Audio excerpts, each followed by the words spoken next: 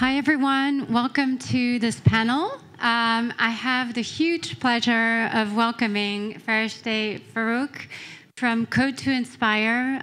CodetoInspire is a non-for-profit that is dedicated to educating girls in Afghanistan in the STEM world. And we'll tell you everything about it. Thank you, Fereshteh, for being with us today.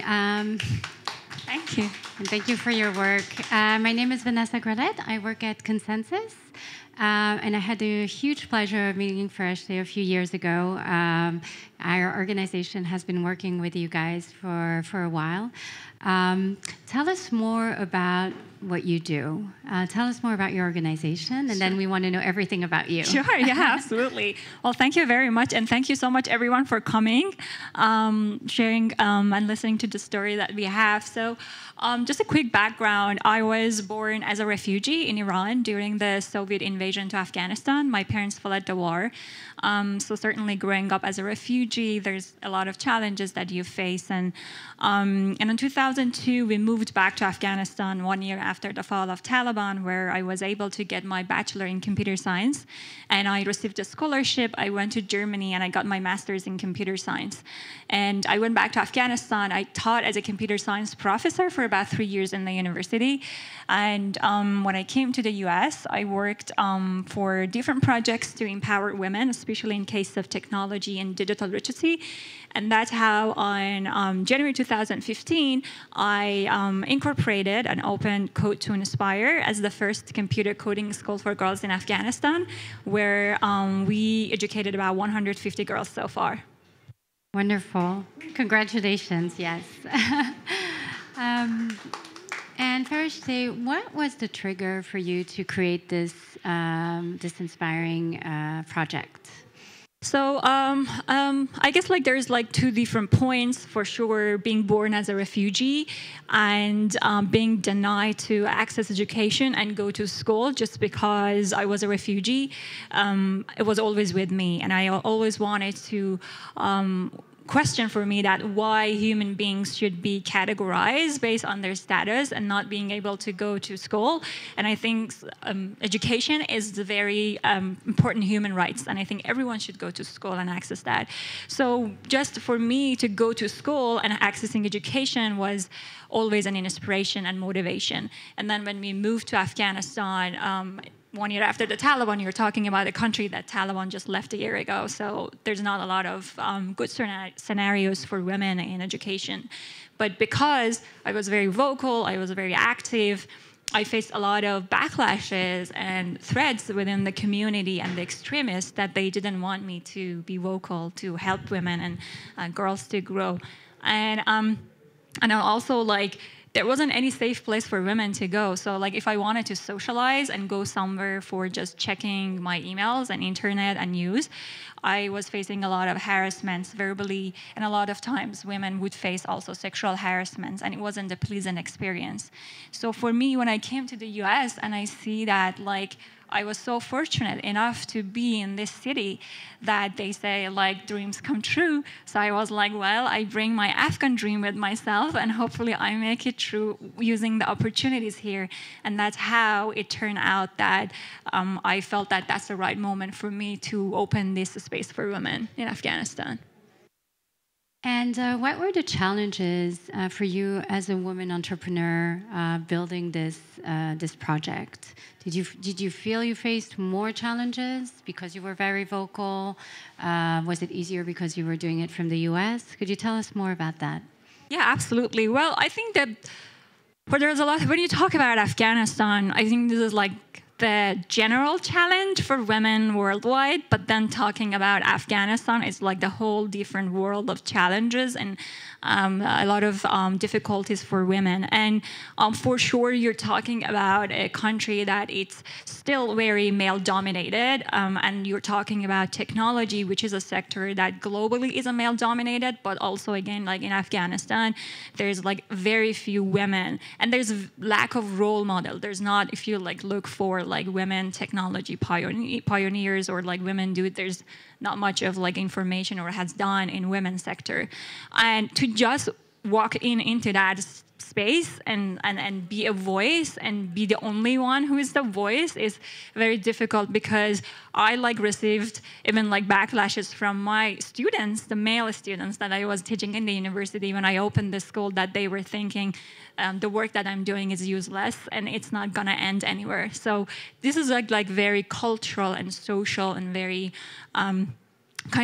more cultural things in Afghanistan, because it's a patriarchal society. But in case of also managing the work, I came here 2012, and unfortunately, because of the immigration problem that I faced here, my case is still pending, and I haven't been back to Afghanistan for 7 years. So I haven't seen my family. I have never put my feet in the school that I opened. I only saw the pictures.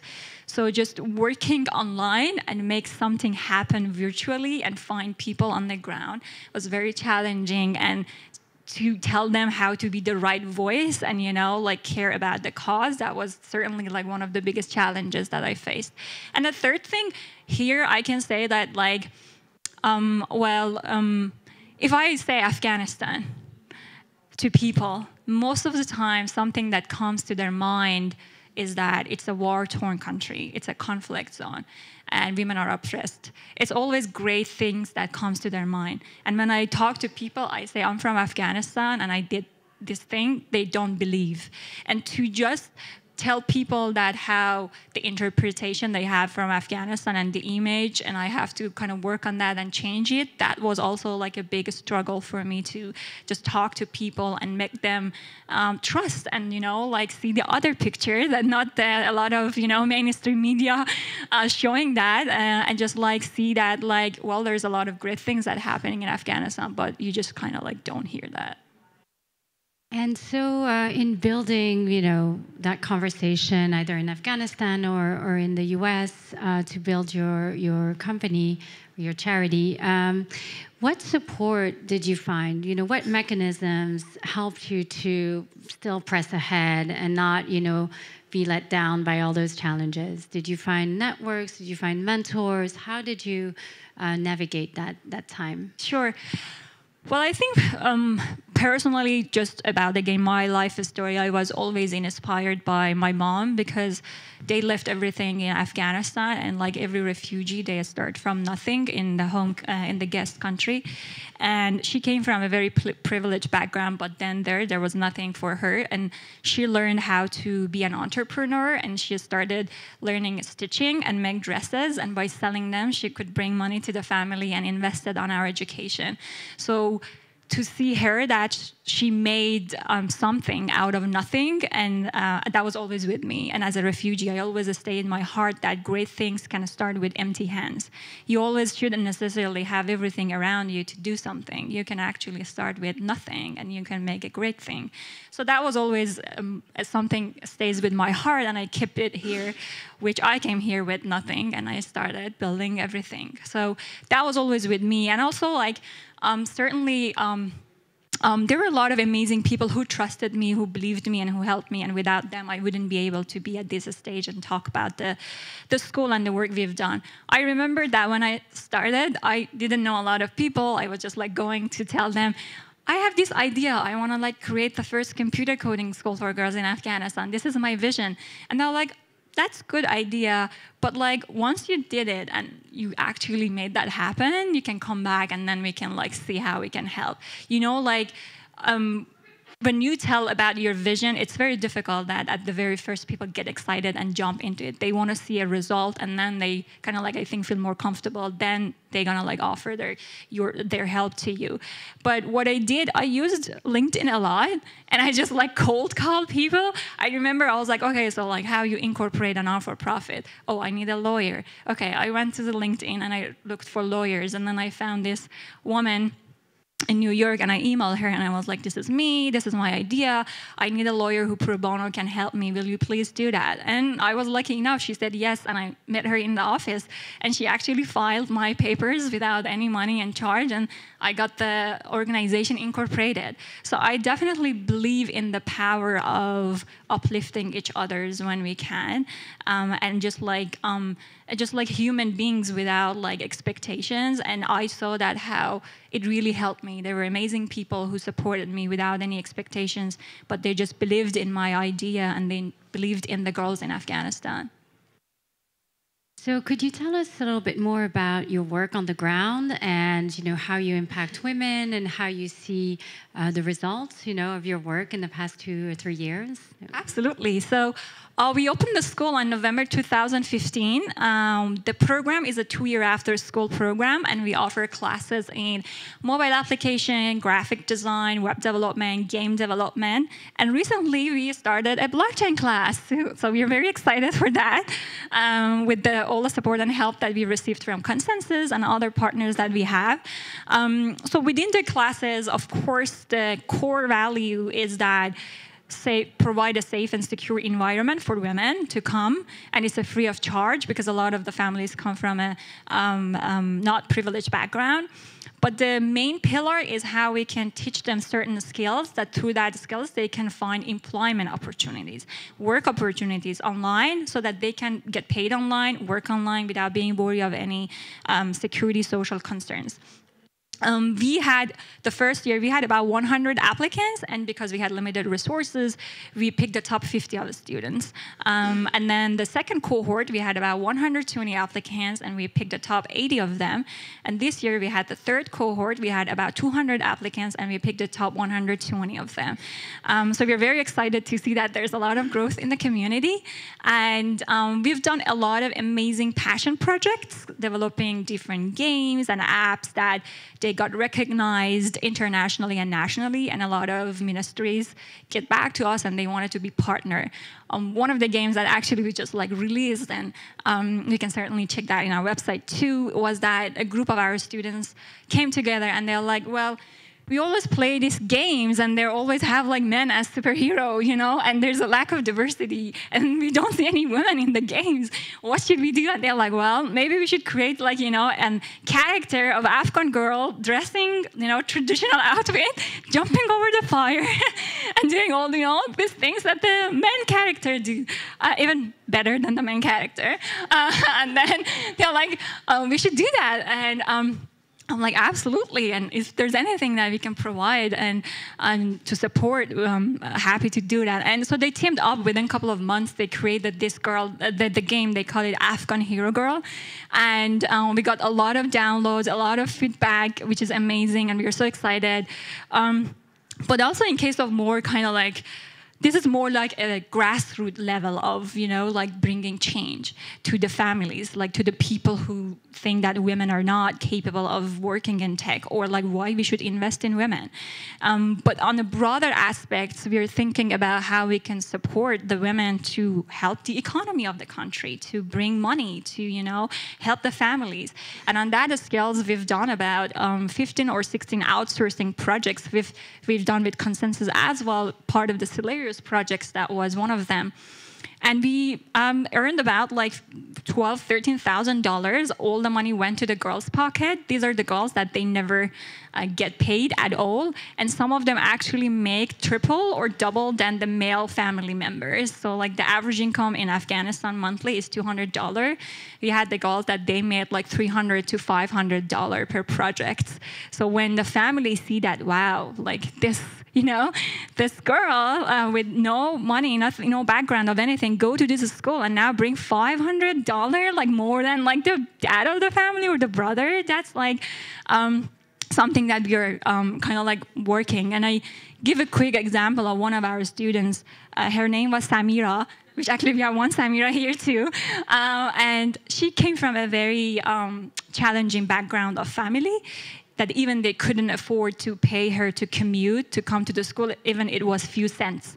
But she was so, she was so enthusiastic. She was like a 9th grader. She joined our web development class. So we covered the expenses of her transportation, and And she was also because the family was coming from a poor background. They wanted to force her to marry in a young age in order to get some money. But we talked to the family, and then we rented a laptop to her. She performed very well. That once she graduated from our school, one day she texted on my Facebook, and she's like, "You can't believe if I want to share something with you." And I'm like, "What's that?" And she's like, "I went and I talked to a company that they're all men, and I convinced them that I can make a website for you. They accepted it, and they gave me $200 to make the website." And I was like, wow, like you're such a badass, like, you know, like a 10, you know, like a 10, 11 grader at this age, and you go after.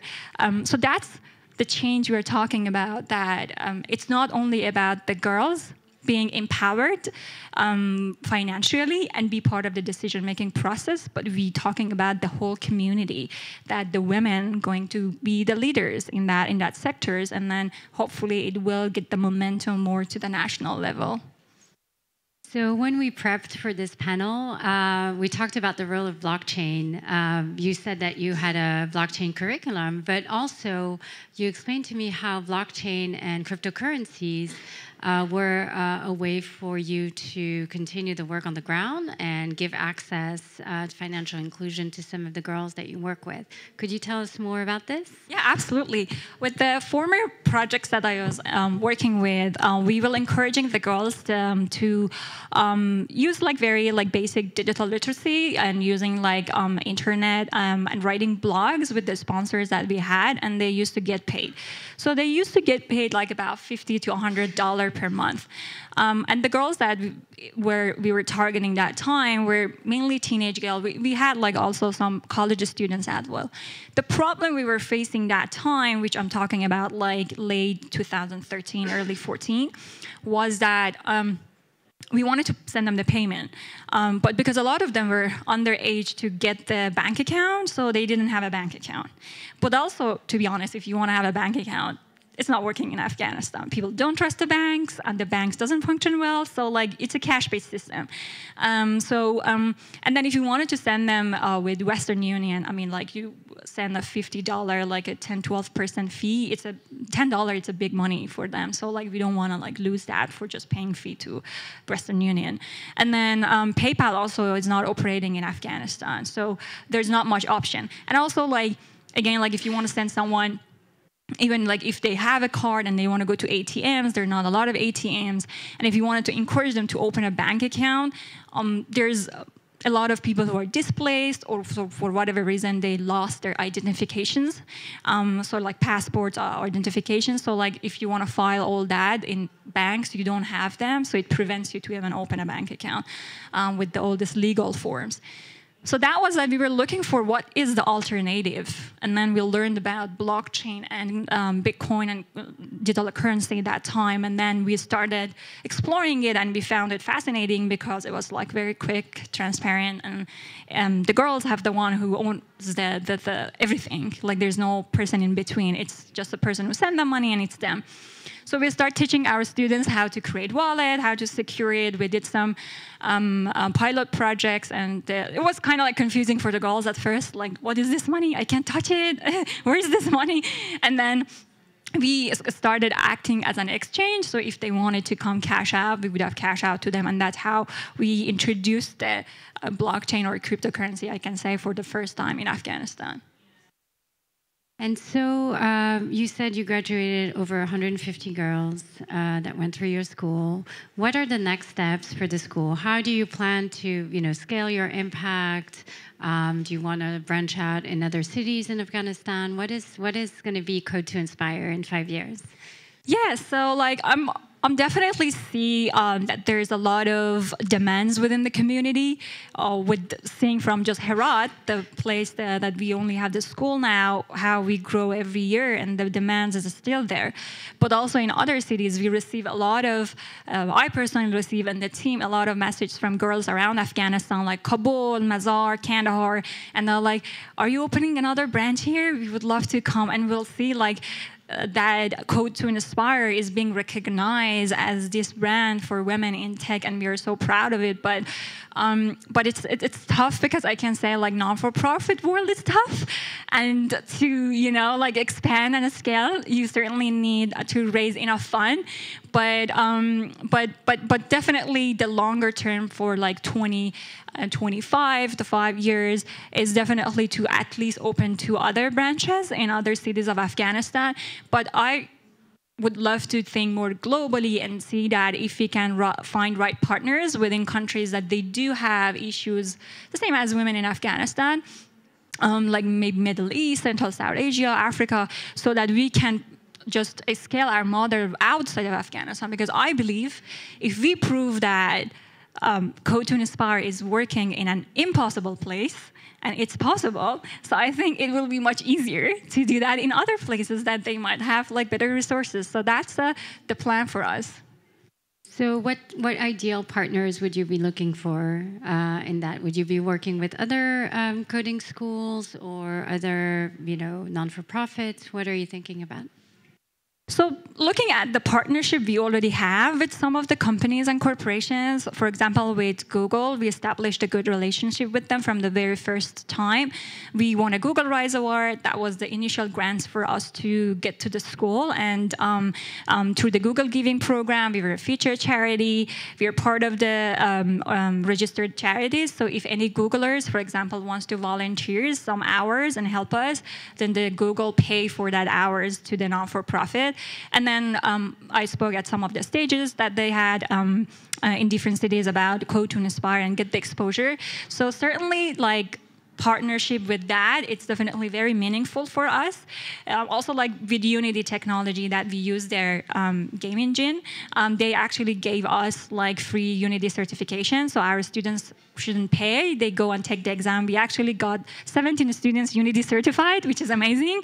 So, like this is kind of partnership we are looking. We look for partners who we can use their experience in a way that they can help us to grow and scale, not only number-wise, but also would love to see how we can be more sustainable, because sustainability is important for us. We don't want to be always like looking for funds. We want to see how we can create our own revenue and have our own model. So with partners who can help us to get on that step, I think, with more financial support, but also providing human resources, expertise that can get us to that, that would be fantastic. So thank you so much for all your insights. We're very inspired. I'd like to open it up to the audience for questions. We have about 7 minutes left. So any questions from the audience?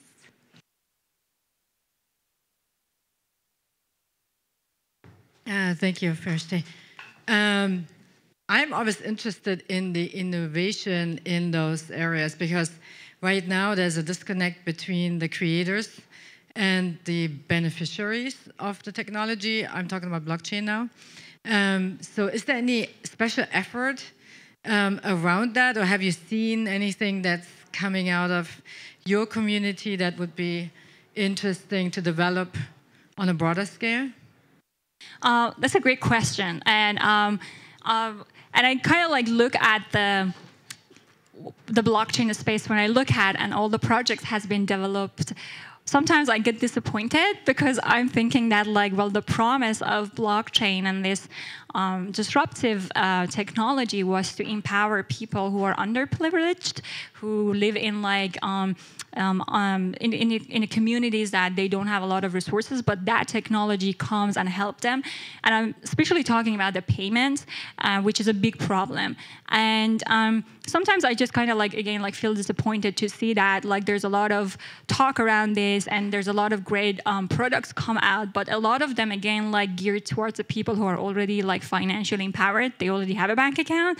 So like using Bitcoin, you know, it's cool, like you use it, but like, and I don't deny there's like few great projects like BitPesa, sorry, that they do. But to be honest, for us, I think the challenge is also, you're right, there is like a big gap between I have an idea and I want to create that idea, but then I think like I know the technicality, but then people don't spend too much time to go on the field and understand what's going on exactly on the field and talk to people, because these are the people who are going to use your product. So if they don't understand what you're talking about, they don't use your product. So like for us also, like we had a lot of difficulties talking even to the girls, or like we went and talked to some like small merchandise and telling them, look, like if you get this crypto and you give mobile and flash USB drive to our students, they were like, no, like what is this? We just don't want to, like, you know, like we're good with this payment, and that's a great thing. I think there's a lot of gap between I have a great idea, but then you barely like talk to the use case like people and go down there and see what's going on in that area. Hi, Fereshteh. Great job, and just very inspiring project. Always love hearing the development. First, it's a two-part question. First part is certification after they graduate. What type of certification do they receive, and have you also considered maybe storing those certifications on the blockchain in the future? And then second question, how can all of us support you in the most effective? I know you talked about partners and potentially donors, but can people donate to the project? Is that on your website, or what's the easiest way for us to support? Absolutely. Well, the first question, well, we don't have like a certificate at our school. Like we absolutely give a certificate of accomplishments to our students when they finish, with a list of what skills they learn. But the third-party certification is something that we are really looking for, because for placement, for the job opportunity, there's a lot of companies who are like, yeah, like that's so cool that your girls can, like, you know, code. Can you show me like a certificate of a third-party credible certification, so I feel more comfortable?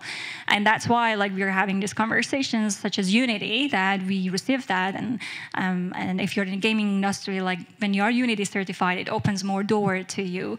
So we're looking for partners on that. Like General Assembly, we talk to them, some of the other coding schools that they may have, the certification. So absolutely, we are working on that to see what are the avenues of giving third-party certifications. And I love the idea of registering them over the blockchain. We actually like had now, like we do have like a serial number on each certification, which we store in our database. So like in case if someone wants to call us and say, hey, like these students come to us with this certification, can you like just give us a validation? So we can do that. So in that capacity, we have that.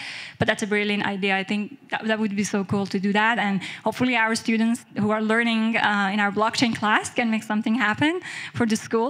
And for the second question, well, absolutely, beside the, of course, funding and more opportunities for securing fund for the school and empowering more girls and women, and also like looking for expertise who can help us with their knowledge. So for example, for us, it's a big challenge because I'm the only full-time staff. So, and I appreciate people who do pro bono work, but then if you have someone that helps you more in that capacity, it definitely changed a lot the momentum of the growth of the organization. But I'm very grateful of the individuals like yourselves who come and who listen to me. And I think, I hope that when you walk away, that change your perspective about Afghanistan and women in Afghanistan, and just be my ambassador and storyteller. If you meet one or two people today or tomorrow, just tell us about our school, and one person at the time, hopefully it will raise more awareness. But certainly we are very flexible. In our website, we do have a tab, get involved. So if you're interested to be involved with us, you can just fill a form and tell us what you're interested. We absolutely would love to explore that with you.